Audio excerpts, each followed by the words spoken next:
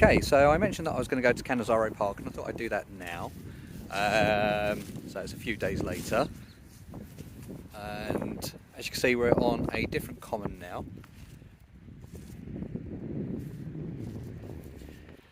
Just like to thank everyone who's followed, who's watched our videos, not only in England but also in Spain. So muchas gracias para mirar nuestros vídeos. Saludos a todos. Just thanks for watching the videos and good health to all. On our way to Cannizaro Park, and as you can see, we have a better looking sky this time round. It's not grey and gross like last time. Wimbledon village is all the way over there, and there's a road that goes off to the left and right, but if you go to the left it takes you up to where we were, which is Wimbledon Hill, or where the windmill is, over that way, which is quite a way away. There's a pond here. During summer that gets visited by lots of people as well, and as a child I was taken there by my parents, and you'd see lots of people just floating boats or sailing their little kiddie boats, and I was part of that little group as well. So when we get to Canizzaro Park, the first thing we'll see is the building. Just before the building there's an urn, which is also known as the teapot. So we'll see that shortly. So a bit of a brief history on Cannizaro House. It's built in the 18th century and was formerly known as Warren House. The name change happened in 1841 when Duchess Sophia died. She had been married, or she was married to the Count, I think was then. He was an Italian chap, and he basically became the Duke of Cannizaro. So he went back to Italy, and from what I can understand, or from what I've read up, he went back with or had a mistress there. So Sophia stayed here until she died in 1841. So here we go, Cannizaro Park.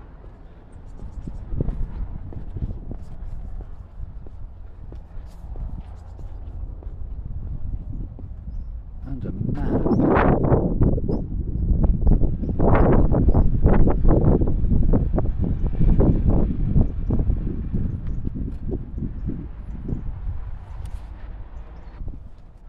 Okay, so after seeing that little map, here we come to the urn.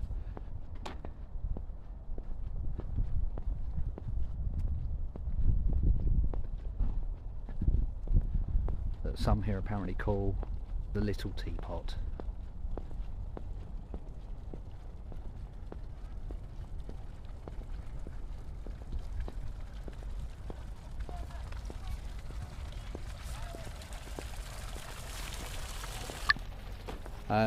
I'll come back to that because there's a child there that isn't mine, so I don't want to really be recording them. So in 1947 the house and gardens was sold to Wimbledon Borough from a family that privately owned it, and in the 80s the house was sold to Hotel Tavan, which is run by a couple of men. I think one of them has now passed away. Up ahead is, from what I can gather, the last aviary in a London park.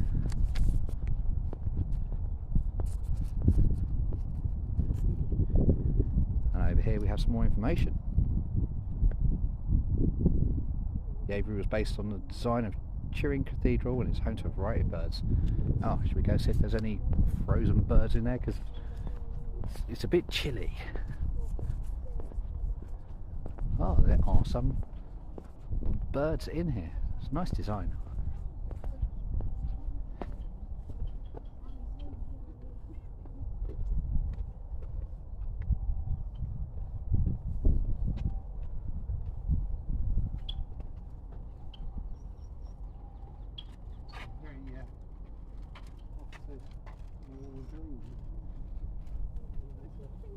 Beautiful colours.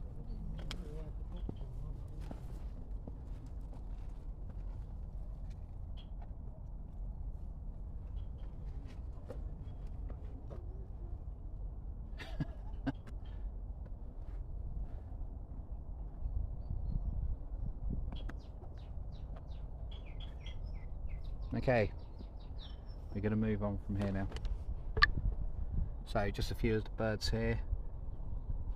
Bitchinose, Java sparrows, canary red factor, canary fife forks, diamond firetail, diamond doves, and a Gordian finch. I know absolutely nothing about birds. Okay, so here's the hotel. I'm not sure if you can see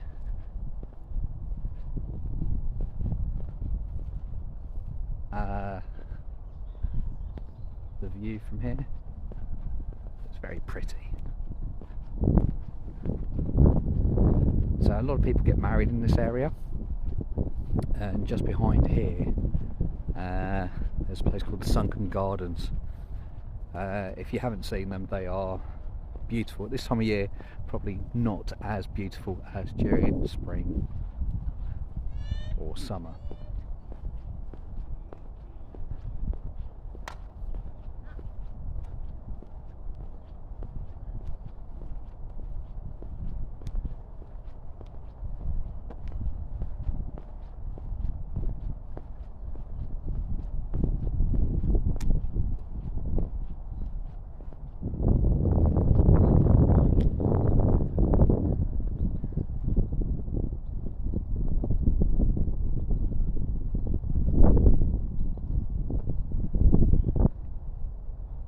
So just in there, there's a lot of people having their lunch by the looks of it, having a late lunch.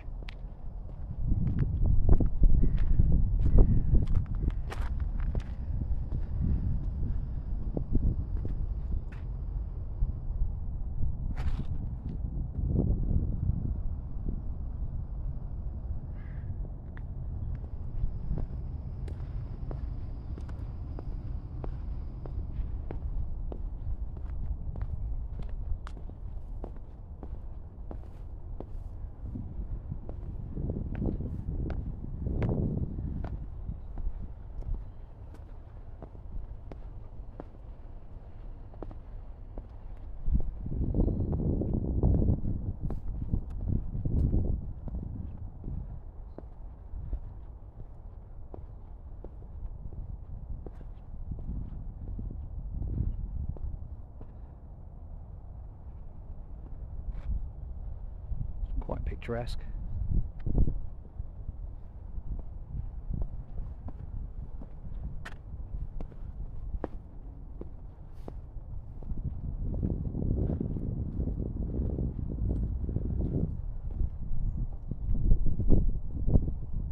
It seems that all of these benches that are here have dedications to them, people that have passed away and obviously love this place.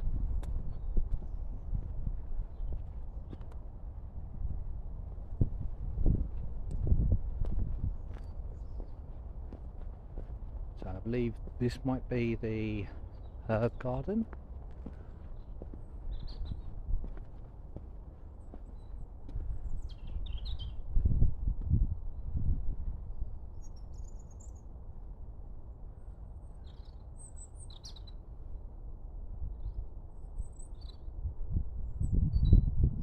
So there we go, the herb garden and the history behind it.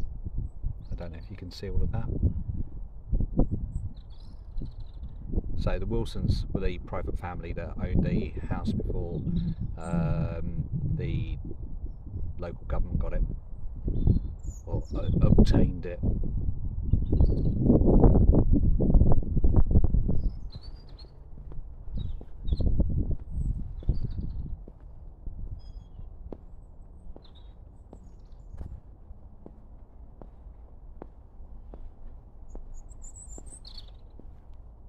There's actually, I know there's not much here, but there's actually a smell, a nice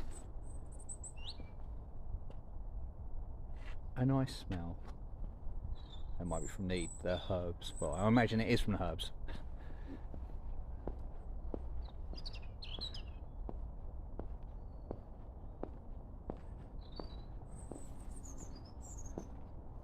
And a door.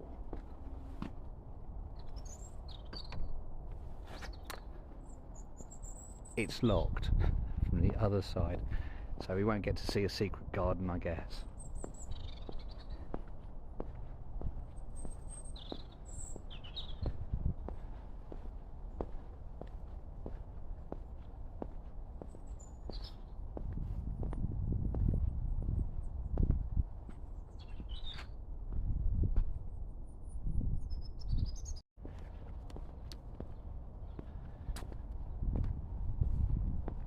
So I'm just leaving the herb garden right now, so let's go past the sunken area, or the sunken garden, and we're heading towards the Mediterranean garden.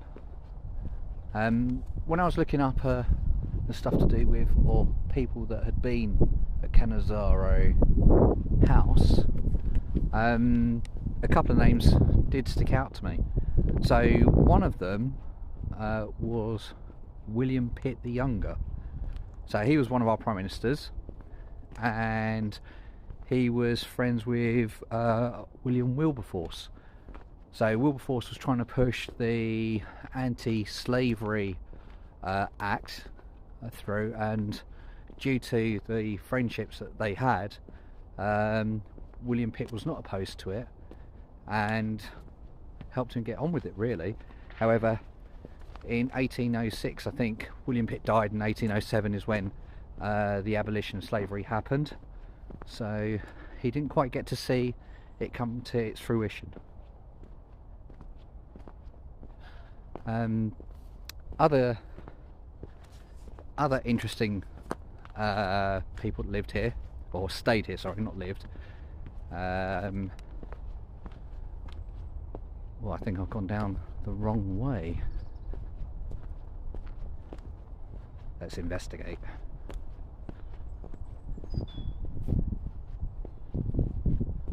Yeah, found a bag. This is where I suppose the workers are.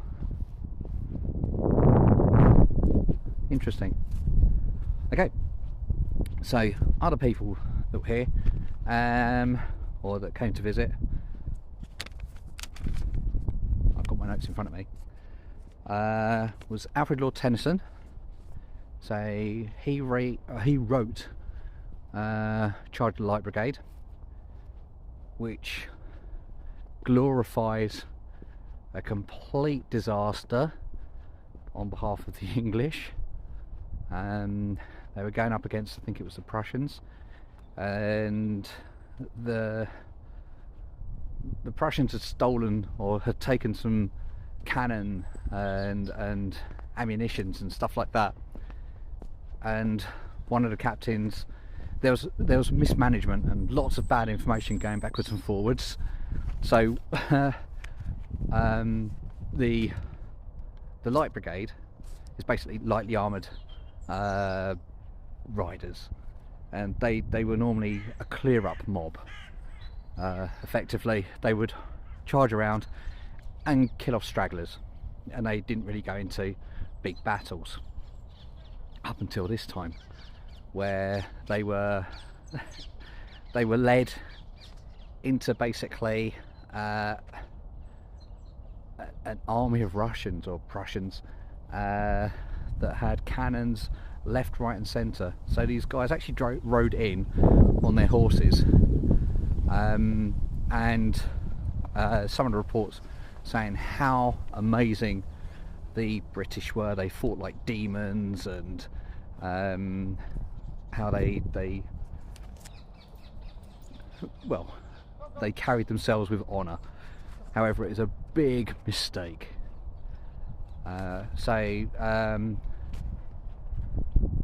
Tennyson was, well, to raise the morale of the British, who didn't want to see it as a defeat, he wrote this poem, and it's told in schools and taught in schools because of the language that he uses, of them travelling up and then travelling back down again, with cannons on the left of them and cannons on the right of them, and then cannons on the right of them because they're going back, and cannons on the left of them. It's an interesting poem. It's well written. So after Tennyson, someone else that I saw was Oscar Wilde. Now, Oscar Wilde wrote the story of Dorian Gray, sorry, the picture of Dorian Gray, which is also a very good read. And I'm umming again, aren't I? He basically was sent to jail due to his proclivities to homosexuality. Whilst when he was released from jail, he wrote a letter because he noted that there were children in and amongst the adults, and they hardly had any food. Now, one of the guys, one of the people that were in charge of the jail, decided to hand over some biscuits or something small to a couple of the children, or one of the children, and for that he basically was sacked from his job, I suppose, for being too nice. There's a letter, you can research it online. Anyway, shortly afterwards, from being released, Oscar Wilde left England, never to return to here or to Ireland, which was where he was born.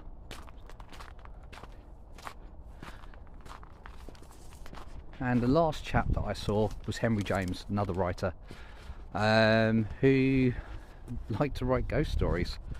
And I can't remember any of them off the top of my head, so sorry about that. But he was, I think he was an American English writer, and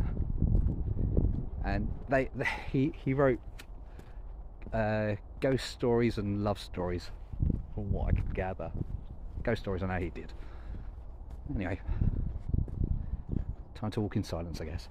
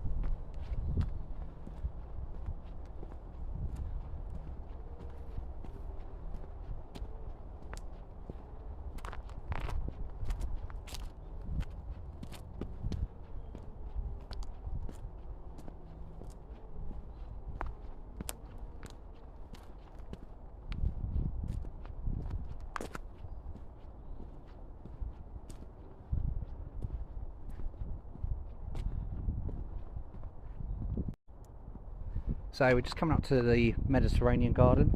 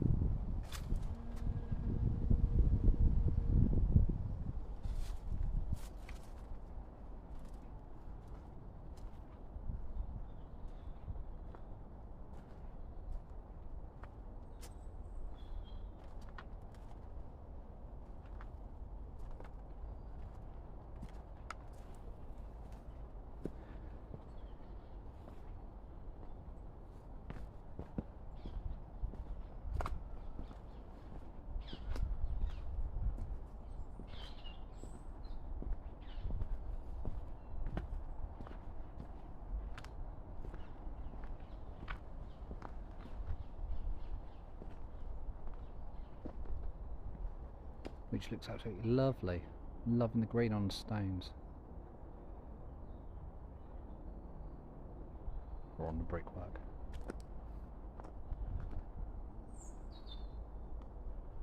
I don't know if that's some type of algae type thing, or moss, or the beginnings of.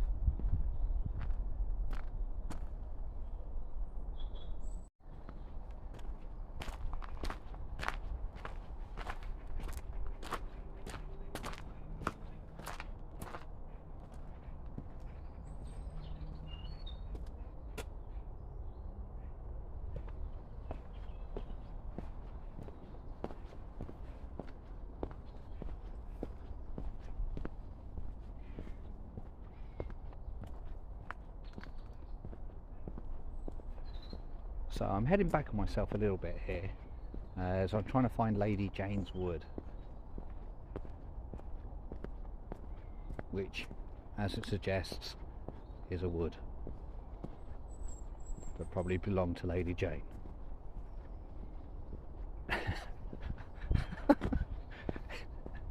That's the best I got.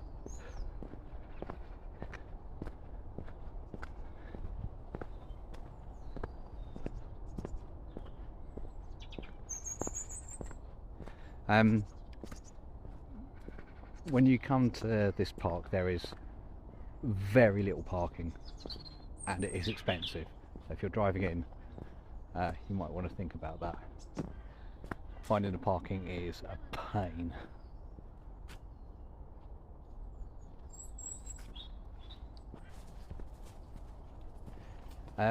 Just to note that basically when the Count and Countess were actually here, or when they first stayed here, they would host lots and lots of parties for politicians and nobles.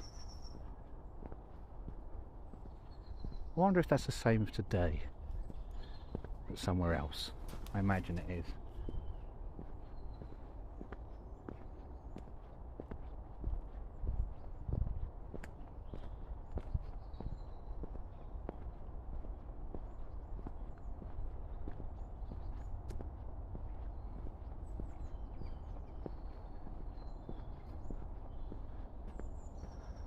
There's some very tall trees.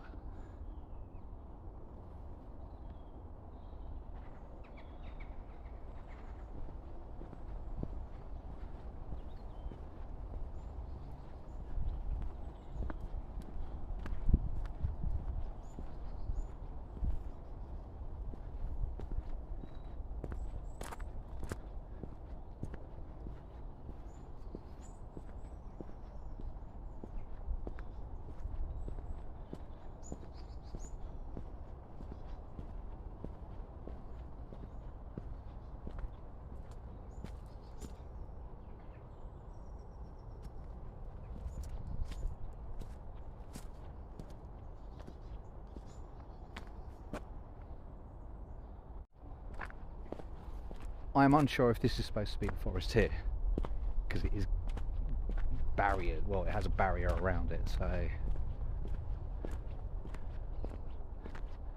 And over there are homes of people that are very, very rich. To live in Wimbledon costs a lot of money.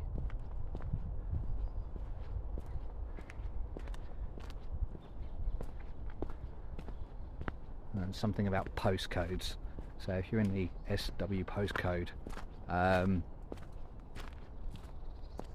you are affluent for the most part.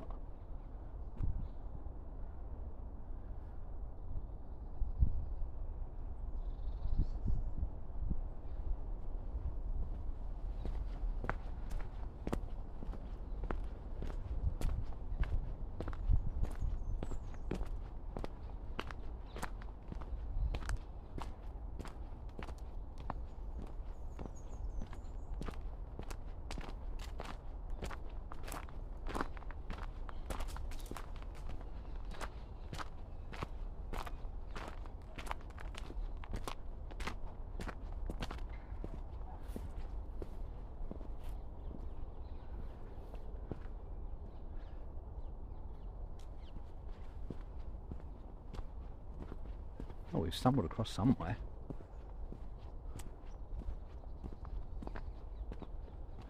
Unless I'm going back up on myself there.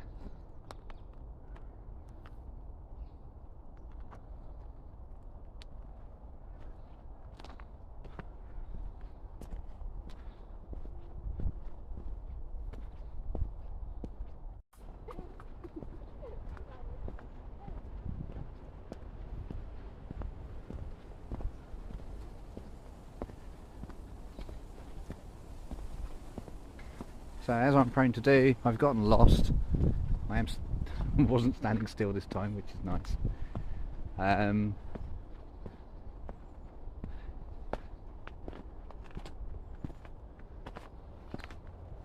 have asked a walker, as in someone else who's walking around here, not something from that zombie show. What's up this way? And got to mention that they used to hold concerts here, and Shakespeare plays were conducted.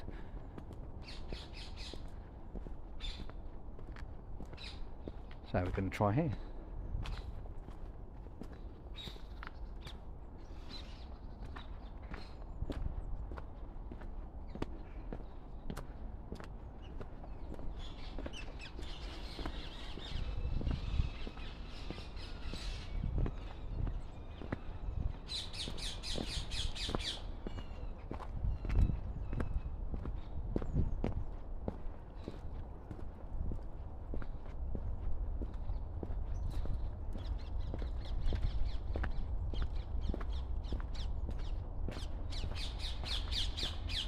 There's a golf course over there. And here we go.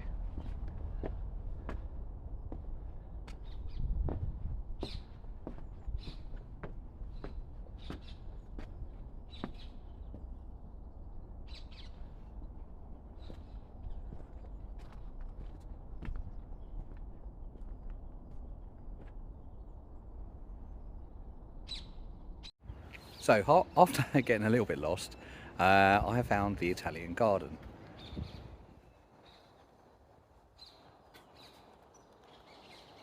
And it's actually really, really pretty here. And very secluded.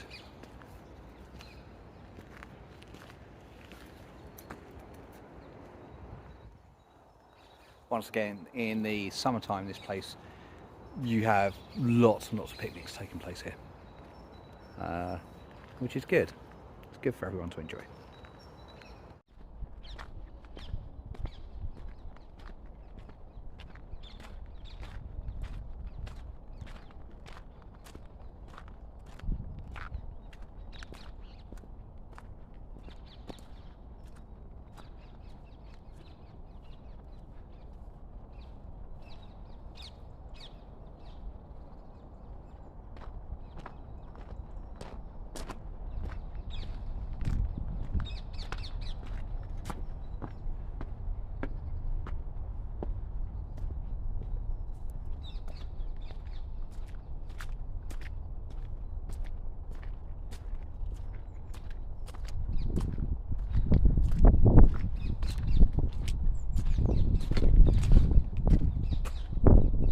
Little walkway, and I think during the summertime or autumn time, quite a lot of, I don't even know what it is, some type of weed grows over, but it almost looks like how can I put it, how grapes are grown.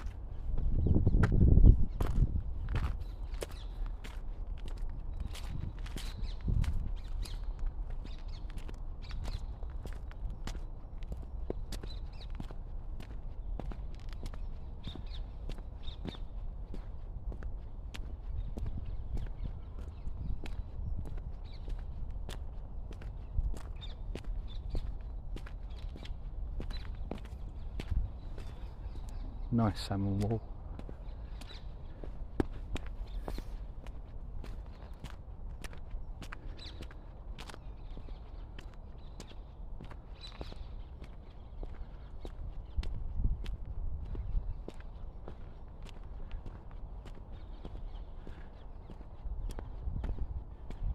we should be coming up to a small pond.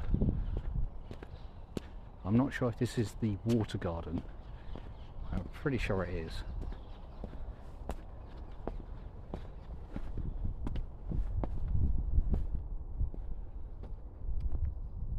No, it's not. And I can tell this because there are signs pointing in the opposite direction.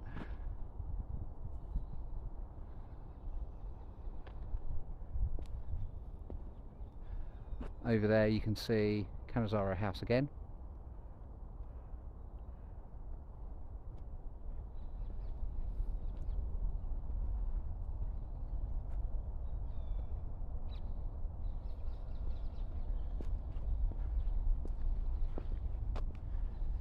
Let's see what we can find.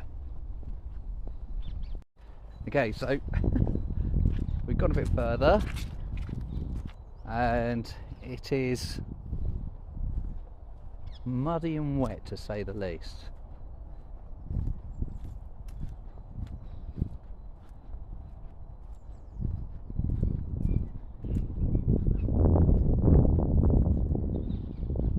I've just gone round in a circle. So I do think that was the pond. The pond was the water garden.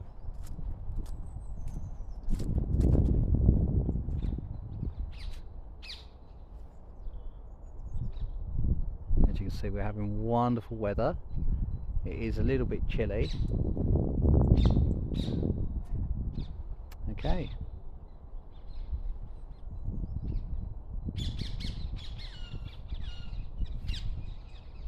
So the view is actually really nice. Just different trees pinching or punching the air. They won't be pinching, they'll be punching.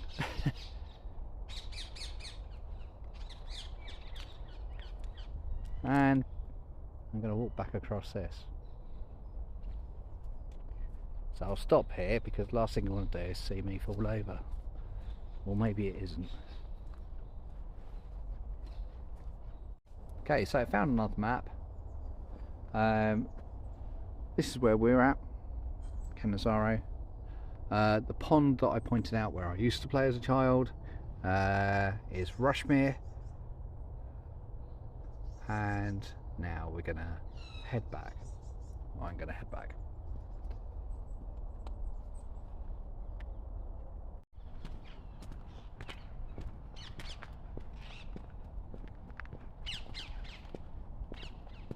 So up ahead over here is the statue of Diana and the Fawn. Apparently it's a very old statue and people are encouraged not to touch it.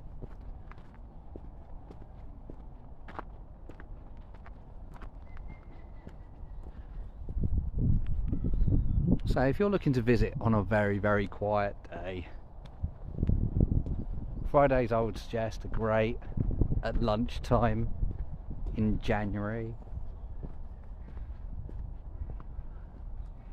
It's an interesting big old tree. Seems like limbs have fallen off.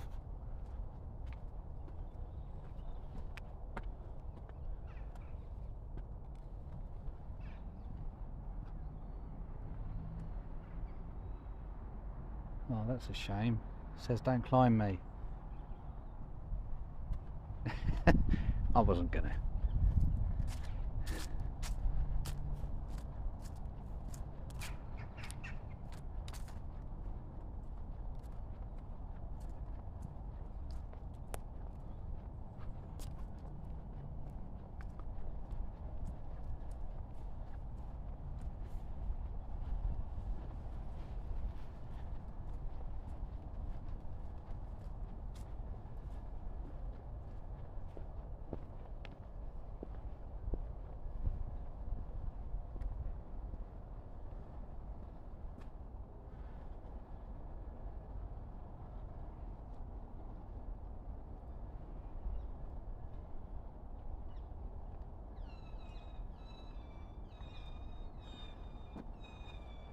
So I'm not sure if this is supposed to be Diana the Hunter or Huntress.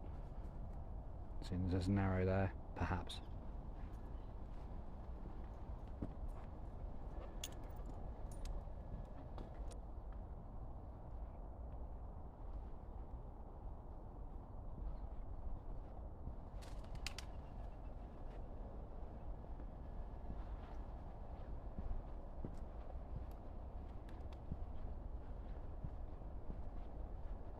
And it looks as though I've just found some allotments.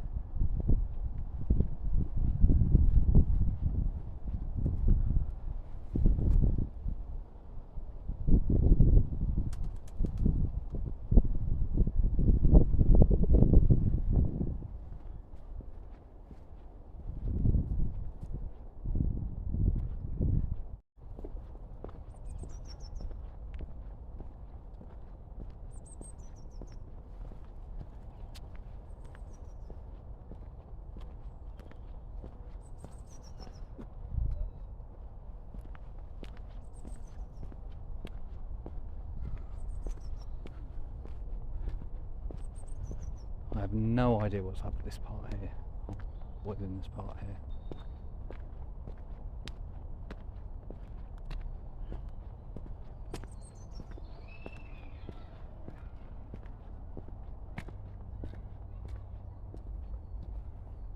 Ah.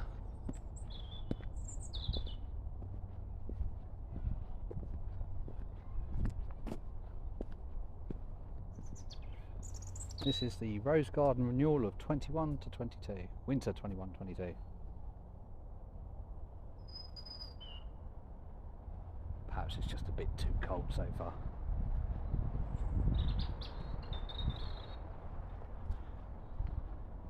There's quite a few nice little retreats to go and just sit in, listen to the bird song, get away from people.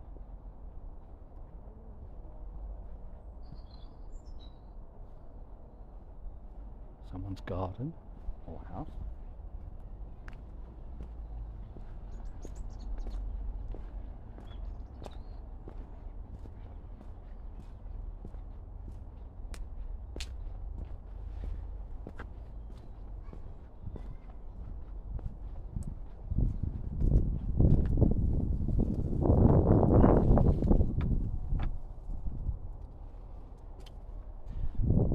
Locked.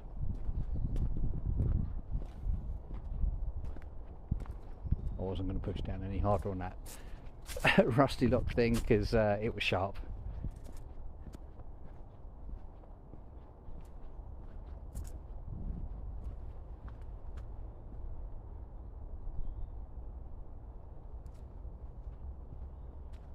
I'm unsure what this building's supposed to be.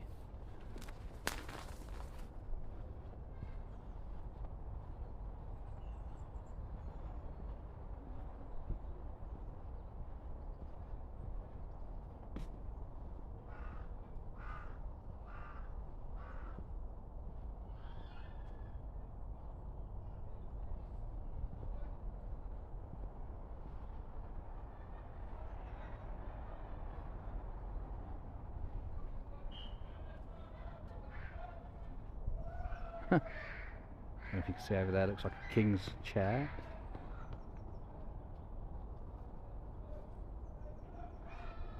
So basically, coming around the side of that building over there, I think we found the lavatories hidden away,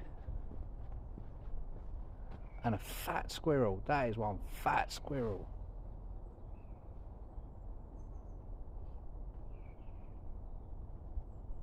He's a big boy.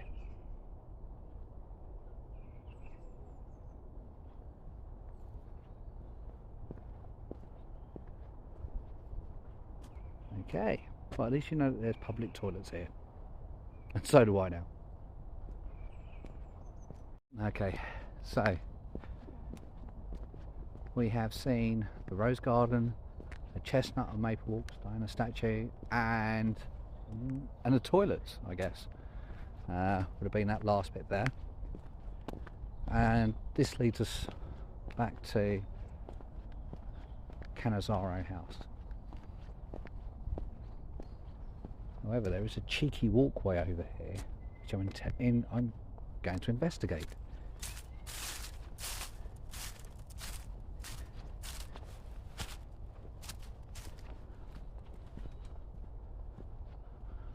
More chunky squirrels.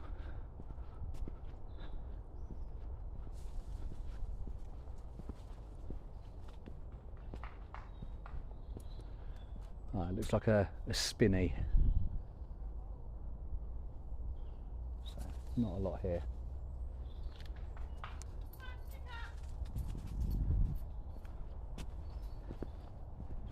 So we're coming up to the beginning of the walk again. I say we because you'll want this adventure with me. And ahead of me is the aviary and other people. So I'm trying to stay away from them.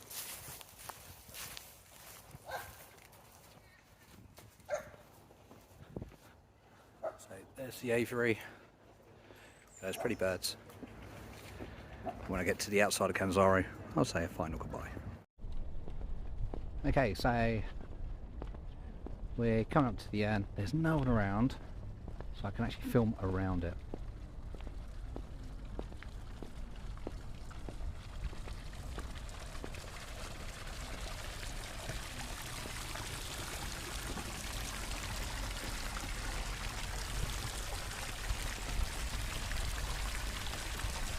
So I'm just trying to make sure that I'm not getting anyone else in film.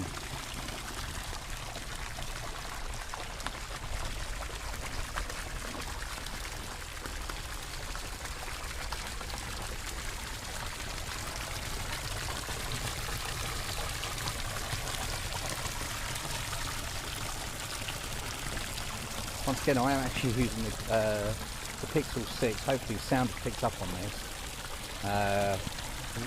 quite well, because I'm not actually using a mic this time. Because that wasn't working too well for me. There is a little placard here. I'm not going to read it. Apart from the bit that it says it's the Millennium Fountain. Falcon belongs to someone else, I believe. Anyway.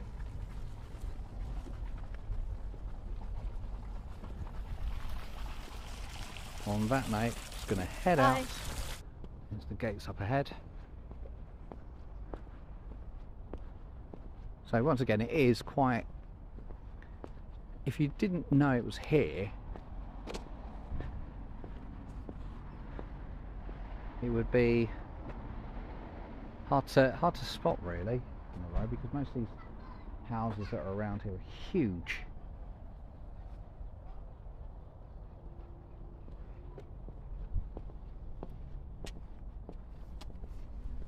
Anyway, so this is me, hopefully, catching Cannizaro Park.